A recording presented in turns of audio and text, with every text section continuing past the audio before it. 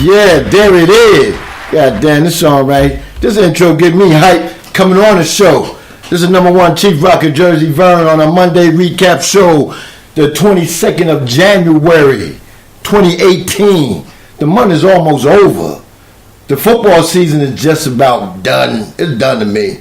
I mean, it was done yesterday, man, after the first game. You know, team I really wanted to win, it was done with. You know, so, hey, man, what could you say? But I thank everybody for coming in this morning. Once again, this is the Two Live Stews platform, the Doug Stewart Show. I'm taking over because Doug now is a blue-collar man. He's out there 9 to 5. Like Dolly Parton said, working 9 to 5. Yeah, Doug is out there working 9 to 5 now. So a lot of X-Squad affiliate and other people that filling in for him time to time will be taking over these channels throughout the week. I'm on now. For Cooking with the Microwave will be on right after me from 12 to 2.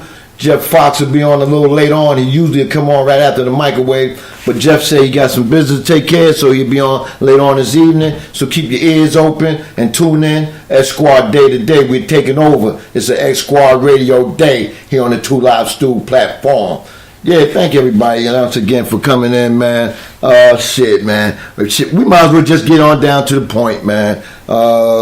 You know, I see people in here like Sluggo, the Hammer, X-Squad affiliate, the Number Cruncher. You know what I'm saying? Legal representation. It's that time for numbers, people. So get out there and holler at Sluggo. We got the microwave I see here. Matt Farrell, Big L, X-Squad affiliate. I see Tiffany, Sports and Hill, X-Squad affiliate up in here. I'm from the top, people. I'm not going all the way down to the bottom. So you keep chatting. I'll be able to see you and I'll mention you because it's only a 2-hour platform. I ain't got time to go all the way down to the bottom. I apologize for that. I usually do. But on my platform, where I do 3 hours, I can do that. DJ Dollars and Cents, X-Squad affiliates in here. Miss Mocha Bala, X-Squad affiliate. She's our lady. And also Miss Mocha put out a lot of lurks and let everybody know what's going on at Draft King and everything. RC, Minnesota. Sorry what happened to you yesterday, RC. But you know, a better person,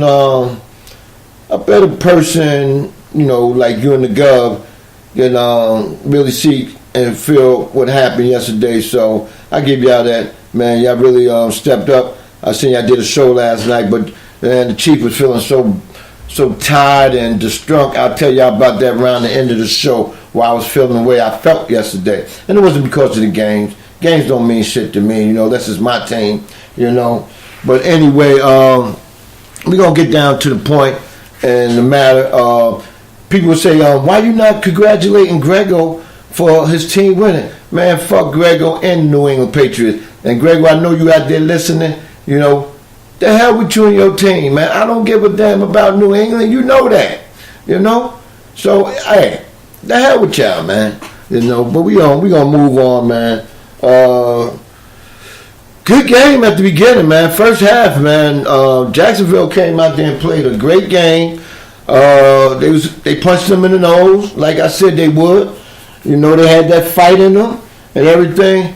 But what I think happened, the second half, no, not really second half, the end of the first half, I think Jacksonville defensive coordinator, he dropped the ball, man. Once they knocked Gronk out the game yesterday, man, and it wasn't much of a head-to-head hit to me because he threw shoulder in there too. That's why they didn't, what they do, they go to the replay to see if it was intentional or whatever.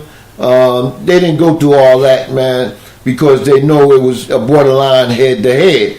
So they put the big man out the game. You know, that's when you're supposed to take advantage. The defensive coordinator should have went straight up man on the receivers, and he should have been sending more people in there at Brady. What they didn't do yesterday, and I thought they would do, I thought they would run the A-gap. You know?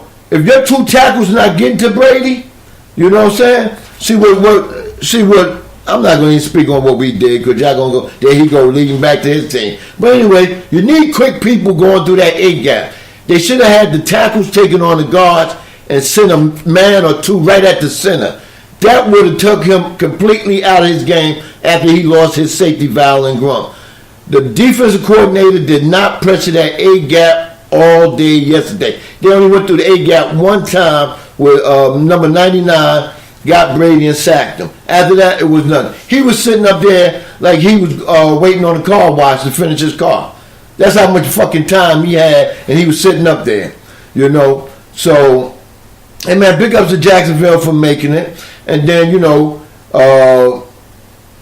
Blake Bortles was praised all week. I think he was reading his headline clipping because Blake Bortles didn't play like he was on an urgency of trying to bring this team up over the hump like he did the first two playoff games. He ran more the first two. Okay, they had a spy on you. All right, this is my thing. If you're elusive, you're going to get through and you're going to make it happen. That's why you got to occupy the spy and make sure you got a man out there in the pass pattern in the spy front of the spy face. So if you ain't got no receivers open, then you take off. The late blitz, I understand that. But then if it's they late blitzing you, you need to drop back 2 more steps so you can see that shit coming. You know? So, I mean, it was a lot of mistakes they made within the game. A lot of people ain't going to say that. The first thing we will say is the official. You know, they're a part of everybody's fucking game. It wasn't just that game yesterday. They're a part of everybody's game. So it was a low penalized game because Jacksonville ain't had that many penalties either. I wish we had as less penalties they had yesterday throughout the season. My team, but they had some less penalties yesterday. They wasn't that bad on penalties, you know. So good play game. I would say the better team won. You know, I just say the more experienced quarterback had more urgency of winning the game than the other quarterback. That's what happened. But it was a good-ass motherfucking game, and I enjoyed it, you know. So big ups to Jacksonville. I think this was your year, baby. This was your year. You should have threw everything you had out there because it was a do-or-die game. Don't get conservative. That's what I hate about teams. They get these headline clippings. They feel themselves. They smell themselves. But then if you're going to do all that, you got to throw everything at it like this is your last game. You know? You worry about the Super Bowl later. This is your last game. You throw it all out there. If you ain't going to throw it all out there, don't come out there. You know? That's how I feel about it, man. But like I said, it was a good game. Big up to Jacksonville. It's going to be hard to get back, Jacksonville. For one, if you have to do and want to try to get back, you need a veteran quarterback. You can't go with that garbage you had yesterday. You know, I see Sluggo putting their dollars. All that said, right? He said Patriots had equal. This shit keep moving. Y'all texting like a motherfucker. Equal as much turmoil. That doesn't seem to knock your opinion of Belichick. I think Dollars must be in there talking about how great of a coach Belichick is. No, man, Belichick feel that they had his number yesterday because if you see him at the end of the game, he was like a big, you know, I made it. You know what I'm saying? He was worried. Belichick was worried. What Belichick had, he had good coordinators, veteran coordinators around him that kept the troop going yesterday. That's what happened. He had people around him that helped make this thing happen, you know. And he's about to lose all that. Belichick is about to lose offensive, defensive coordinator. He's about to lose his linebacker coach, was his brother. I forgot what team is looking.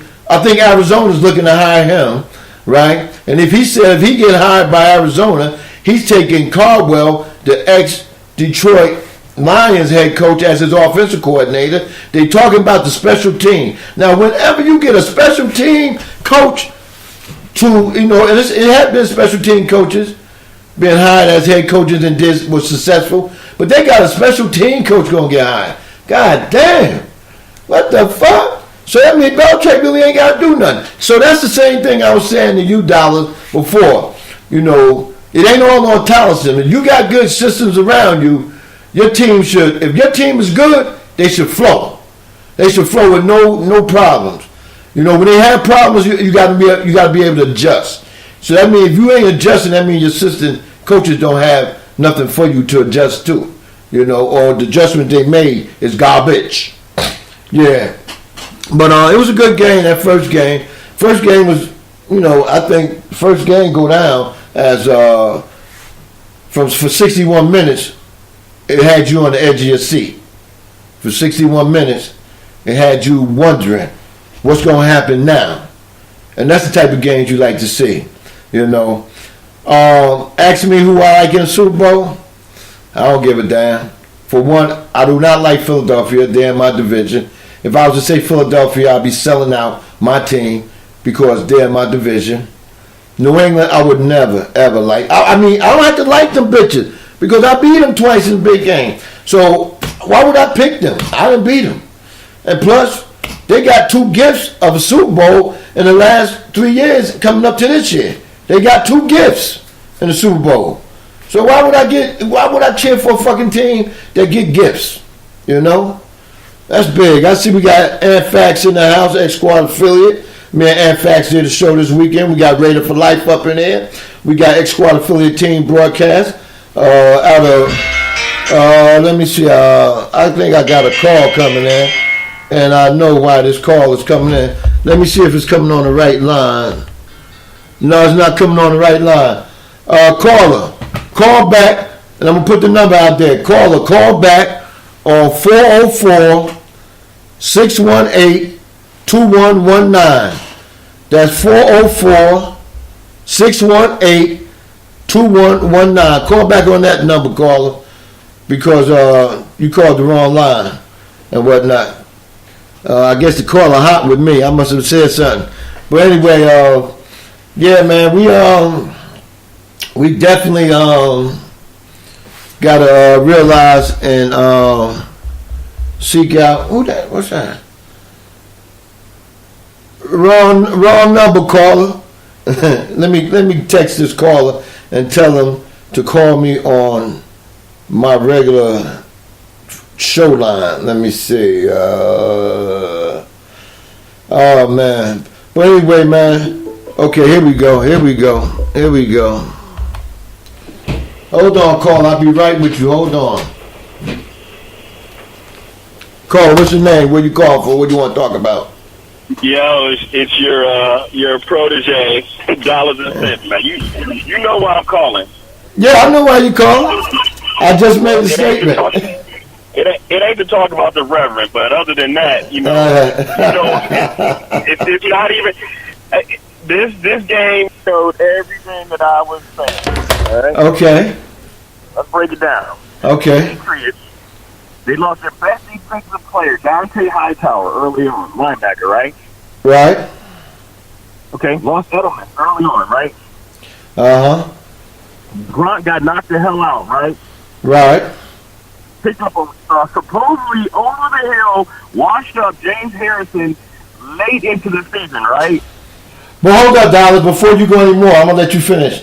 You said over the hill washed up, but when he left your team, you told us that they shouldn't have never let him go because he still had some life in him, and you're giving him a man that's going to help him as far as hurting you, rushing the passer, or hurting you, telling about their schemes in Pittsburgh. All right, go ahead. I was saying it facetiously because Reverend Tomlin, the talent evaluator, said that he was washed up and that they had better players than him. Like, TJ Ford, who I never heard of. Right. Like somebody that they just got off the street to play linebacker. But anyway, right. Now, let's go back to that happened, okay? And what happened? They still keep rolling. And I'm not a Patriots fan, but great coaching and good talent will always trump great talent with average coaching and undisciplined players. Always. Just about always, bro. They made adjustments at the halftime. You know what was going on? They had the running back shipping the linebackers from the Jaguars. At the